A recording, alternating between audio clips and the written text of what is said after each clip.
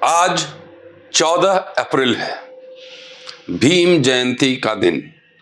आप सभी को भीम जयंती की, बाबा साहब डॉक्टर भीमराव अंबेडकर की जयंती की हार्दिक बधाई।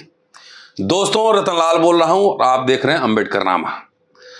आज पूरे दुनिया में भीम जयंती की गूंज है, धूम है। और भीम जयंती वैसे लोग भी मना रहे हैं जिनका डॉक्टर अंबेडकर के विचारों से कोई लेना देना नहीं है। अगर उनका वश चले तो डॉक्टर अंबेडकर के विचारों को तिलांजलि दे दें, उनको दफना दें।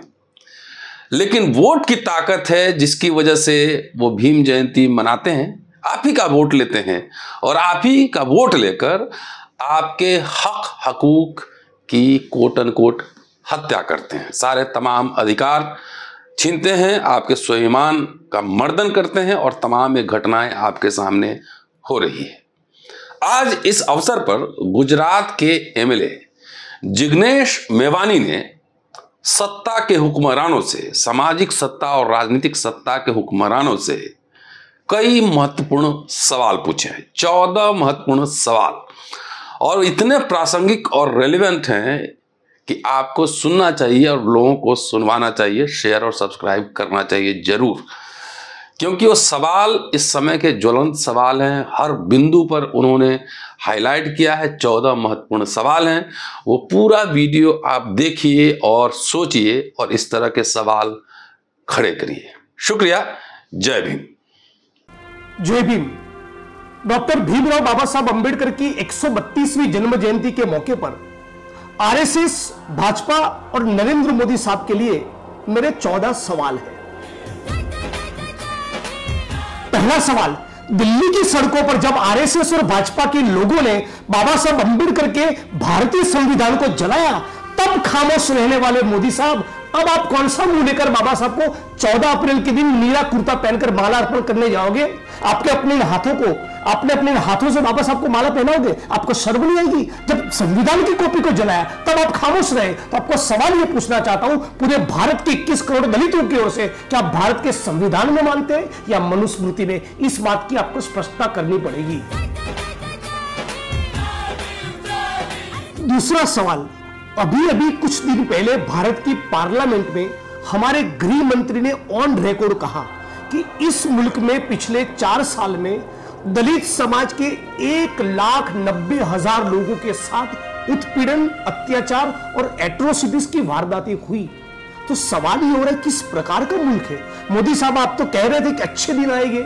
आप तो ये कह रहे थे कि मुझे बाबा साहब अंबेडकर के लिए बहुत लगाव है। आप तो ये कह रहे थे कि दलित मेरे भाई है। आप तो ये कह रहे थे कि सबका साथ सबका विकास। आपके आरएसएस के लोग सामाजिक समरसता का ढिंढोरा पीट रहे हैं। तो बावजूद उसके 4 साल के दौरान ही इस मुल्क में 1,90,000 दलित उत्पीड़न की वारदातें होती है। आपका इस मुद्दे पर क्या कहना है? क्यों उसके खिलाफ कोई ठोस कार्रवाई नहीं होती? क्यों इस मुद्दे पर आप खामोश हैं? क्यों आप इस मुद्दे पर कोई कार्रवाई नहीं करना चाहते? तीसरा सवाल मोदी साहब आपसे पूछना चाहता हूं, ये 1,90,000 एट्रोसिटीज की दलित उत्पीड़न की वारदातें हुई, लेकिन आप उसमें से एक भी पीड़ित परिवार को मिलने के लिए गए? हाथरस की बेटी के साथ जो हुआ वो पूरे मुल्क और पूरी दुनिया ने देखा। आप उसके मां बाप के आंसू पोंछने के लिए गए? आप तो कुत्ते के मरने पर ट्वीट करते हैं, लेकिन 1,90,000 में से एक भी ऐसी घटना नहीं जब आप दलित परिवार के आंसू पोंछने के लिए गए। तो किस मुंह से आप कहते हैं कि मैं बाबा साहब अंबेडकर के विचारों में मानता हूं? आप जब गुजरात के मुख्यमंत्री थे तब भी कभी एक भी दलित परिवार की मुलाकात नहीं ली। आप जब भारत के प्रधानमंत्री बन चुके हैं तब भी जीवन में कभी आप एक भी दलित एट्रोसिटी के परिवार की मुलाकात नहीं ले रहे। ये किस प्रकार की संवेदनशीलता है? सवाल नंबर 4, मोदी साहब, आपने कर्मयोगी नाम की किताब में लिखा है कि सफाई कर्मियों को सफाई काम करने में आध्यात्मिकता का आनंद मिलता है। जब कोई दलित, जब कोई गरीब, कोई मजदूर गटर में उतरकर मैला साफ करे, गटर सफाई का काम करे, जहां पर जहरीली गैस के कारण मौत होने का चांसेस हो, इस मुल्क में स्वतंत्रता से लेकर अब तक अनगिनत दलितों ने सफाई काम करने के कारण अपने जीवन खोए, और आप ये कहते हैं कि सफाई कर्मियों को सफाई काम करने में आध्यात्मिकता का आनंद मिलता है। तो आप भी कभी गटर में उतरकर एक बार इस आध्यात्मिकता का आनंद लीजिए ना। गुजरात में अभी हाल ही में 15 दिनों में 5-7 सफाई कर्मियों की गटर में उतरने के कारण, जहरीली गैस के कारण मौत हो गई। तो क्या वो लोग आध्यात्मिकता का आनंद लेते हुए मरे? ये है आपकी सोच, ये संस्कार, ये आपको कहां से मिले? मोहन भागवत से मिले या मनुस्मृति से मिले? पांचवा सवाल पूछना चाहता हूं, आज भी इस मुल्क में, मोदी साहब आपने तो कहा था ना कि अच्छे दिन आएंगे, समानता होगी, सबका साथ सबका विकास, लेकिन आज भी दलित समाज के लोग दूसरे भारतवासियों का मैला उठाने के लिए मजबूर है। आज भी इस मुल्क में मैन्युअल स्कैवेंजिंग, मैला ढोने की प्रथा आज भी जिंदा है। हजारों लाखों लीटर एक इंसान को दूसरे इंसान का मैला उठाना पड़ रहा है। इस बारे में आपने प्रधानमंत्री के बनने के बाद अब तक इन 8-9 सालों के दौरान क्या किया? आज भी गुजरात में, भारत में एक सफाई कर्मी, एक दलित समाज का व्यक्ति दूसरे भारतवासी का मैला उठाने के लिए क्यों मजबूर है? छठा सवाल, अस्पृश्यता, छुआछूत भारतीय समाज का कलंक है। डॉक्टर बाबा साहब अंबेडकर ने भारत के संविधान के आर्टिकल 17 में छुआछूत के ऊपर प्रतिबंध लादा है। संकल्प लिया एक राष्ट्र के तौर पे कि छुआछूत को खत्म किया जाए। लेकिन गुजरात हो या देश का कोई भी स्टेट हो, आपकी सरकार, आपका सोशल जस्टिस डिपार्टमेंट भारत के एक भी जिले के, एक भी तहसील के, एक भी गांव में छुआछूत के खिलाफ कोई कैंपेन नहीं चला रहा है, कोई ड्राइव नहीं चला रहा है, उसके खिलाफ का कोई प्रोग्राम नहीं है, आपका कोई कमिटमेंट नहीं है। तो किस मुंह से आप कह रहे हैं कि सामाजिक समरसता लागू करना चाहते हैं? मोदी साहब, आखिर आप भारत में छुआछूत को, अस्पृश्यता के कलंक को जिंदा रखना क्यों चाहते हैं? सातवां सवाल, मोदी साहब, आपने बाबा साहब अंबेडकर की स्मृति में पंचतीर्थ का निर्माण करने की बात कही थी। महू, जहां बाबा साहब अंबेडकर का जन्म हुआ, लंदन जहां पर उन्होंने पढ़ाई की, दिल्ली उनके महापरिनिर्वाण की जगह, बंबई जहां पर चैत्य भूमि उनकी स्मृति में बड़ा स्मारक है, नागपुर की दीक्षा भूमि, इन 5 जगहों को आप डेवलप करने वाले थे, लेकिन आपने तो बना दिया नई पार्लियामेंट का भवन। 800-900 करोड़ रुपया नई पार्लियामेंट के भवन के निर्माण के लिए है, लेकिन बाबा साहब की स्मृति के पीछे खर्च करने के लिए आपके पास कोई पैसा नहीं। और वैसे भी आप किस मुंह से बाबा साहब की इन स्मारकों का निर्माण करने चाहते हैं? आरएसएस और भाजपा के लोगों की तो परंपरा रही है कि गांव में, तहसीलों में, जिलों में, शहरों में बाबा साहब अंबेडकर के स्टैच्यू को तोड़ने की भाजपा के लोगों की तो परंपरा रही है। इसलिए कहना चाहता हूं, आप वैसे भी आरएसएस की मनुस्मृति की सोच में मानते हैं, तो बाबा साहब अंबेडकर के नाम पे जो भवन है ना, जो स्मृतियां है ना, उनको रिनोवेट करने के बजाय बेहतर है आप आरएसएस के हेडक्वार्टर की मरम्मत में ही लगिए। यही आपकी पर्सनालिटी, यही आपकी विचारधारा को सूट करता है। 8वां सवाल, किसी भी देश का भविष्य उस देश का युवा होता है। रोहित वेमुला, दर्शन सोलंकी, पायल तडवी, ये भी भारत का, इस मुल्क का भविष्य थे। लेकिन इस देश की तथाकथित कुछ प्रीमियम इंस्टीट्यूट में, कॉलेज के कैंपसेस और यूनिवर्सिटीज में आज भी दलित, आदिवासी, ओबीसी स्टूडेंट्स के साथ जाति के नाम पे जो भेदभाव होता है, जो डिस्क्रिमिनेशन होता है, जो इंस्टीट्यूशनल डिस्क्रिमिनेशन है, उसके कारण रोहित वेमुला को आत्महत्या करनी पड़ी। एक इंस्टीट्यूशनल मर्डर है। यही पायल तडवी के साथ हुआ, यही रिसेंटली दर्शन सोलंकी के साथ हुआ। तो मोदी साहब, आपको सवाल पूछना चाहते हैं कि आप रोहित वेमुला एक्ट पारित करके बाकी के दूसरे एकलव्यों के अंगूठे कटने से रोकना चाहते हैं? दूसरे एकलव्यों के अंगूठे ना कटे, ये सुनिश्चित करना चाहते हैं? 9वां सवाल, भारत में जितने भी शेड्यूल कास्ट के लोग हैं, उसमें से ज्यादातर लोग, 70-75% लोग आज भी गांव में बसते हैं। और गांव में बसने वाले जो दलित है, उसका बहुत बड़ा तबका, उसका करीब करीब 65 से लेकर 75% तबका भूमिहीन है। उनके पास अपनी मालिकी की जमीन नहीं है। डॉक्टर बाबा साहब अंबेडकर का स्वप्न था कि भारत में गांव में बसने वाले भूमिहीनों को, और विशेष तौर पे भूमिहीन दलितों को जमीनों का आवंटन हो। मोदी साहब, आप अडानी को, अंबानी को, कॉर्पोरेट हाउसेस को, इंडस्ट्रियल ग्रुप्स को, अपने दोस्तों को हजारों लाखों एकड़ जमीनों का आवंटन करने को तैयार हो, लेकिन दलित जो गांव में बसता है, जो जातिवाद का शिकार है, वो अपने पैरों पे खड़ा हो, वो सक्षम बने, उसके जीवन में भी कुछ आर्थिक उन्नति आए, उसके लिए क्या आप उनको जमीनों का आवंटन करने को तैयार हो? गुजरात में हजारों की हजारों एकड़ जमीन जो दलितों को आवंटित हुई, लेकिन आज भी उसमें गुंडे, आरएसएस और भाजपा के लोगों का गैर कानूनी कब्जा है। तो क्या इन जमीनों का कब्जा खाली करवा कर आप अपने दलित भाइयों को अपना पोजीशन उनका खुद की मालिकी हो, वो खुद अपनी मालिकी की जमीन पे कल्टीवेशन कर पाए, किसानी कर पाए, इतना सुनिश्चित करने को तैयार हो। 10वां सवाल, मोदी साहब, बाबा साहब अंबेडकर ने कहा था कि किसी भी समाज ने कितनी तरक्की की यह तय करना हो तो उस समाज में महिलाओं की कितनी प्रगति हुई ये देखिए।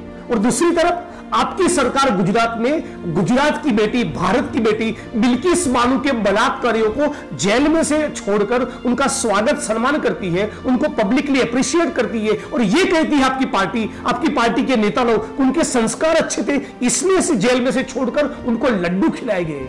यह है आपकी असली विचारधारा। आज बाबा साहब अंबेडकर हमारे बीच में होते तो मैं खुलकर कहना चाहता हूं वे आपके खिलाफ होते और बिल्किस बानो जैसी भारत की बेटियों को न्याय दिलाने के लिए बतौर वकील पेश होते। इस मुद्दे पर आपका क्या कहना है? पूरे भारत को जवाब चाहिए। 11वां सवाल, मोदी साहब, ये दलित, आदिवासी, ओबीसी मूलतः तो मजदूर वर्ग है। समाज के पूंजीपति वर्ग के साथ आप बैठते हैं तो आपको मजदूर के लिए क्या मोहब्बत होगी?